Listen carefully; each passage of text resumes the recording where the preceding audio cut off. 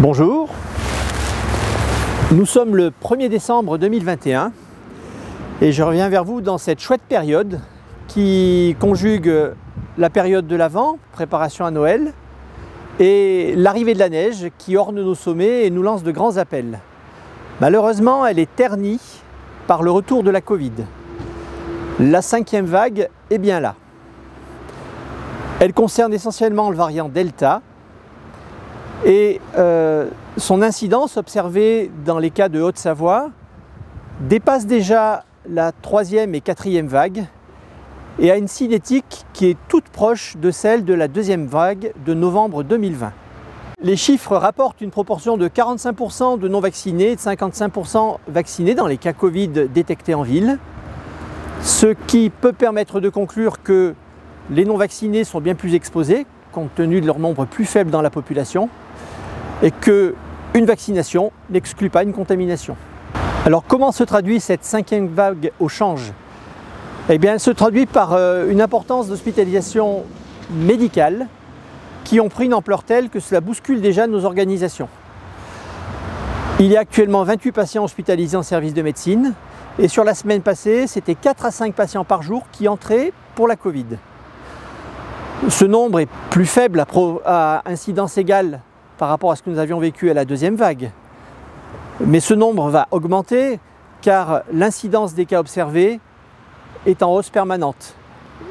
Et il le suit en général avec 1 semaine et 10 jours de décalage.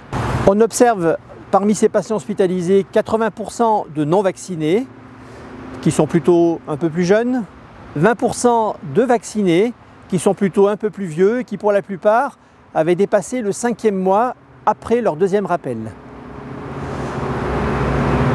Nous avons dès à présent dû fermer un service de chirurgie pour pouvoir permettre d'absorber ce nombre de patients.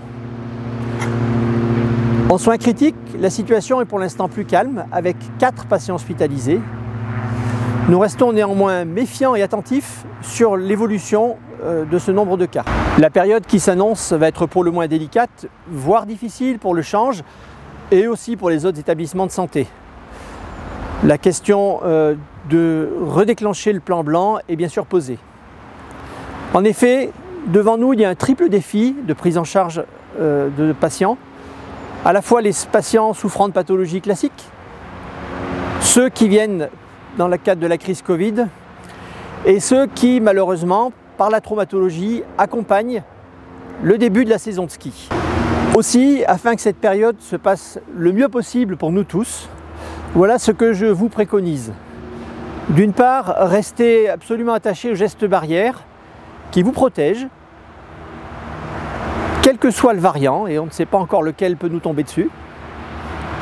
La vaccination montre bien qu'elle limite les hospitalisations et qu'elle limite les passages en soins critiques.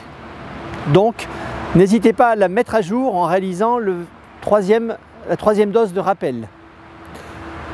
Enfin, si vous allez faire du ski, soyez très prudents. D'une part, pour ne pas vous faire mal à vous, mais également, vous penserez aux autres en n'allant pas occuper une place dans un établissement de santé qui en a bien besoin pour le reste.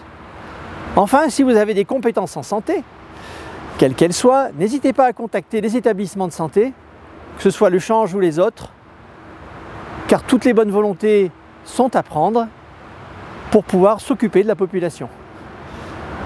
Je reviendrai vers vous la semaine prochaine. Bon début de mois de décembre.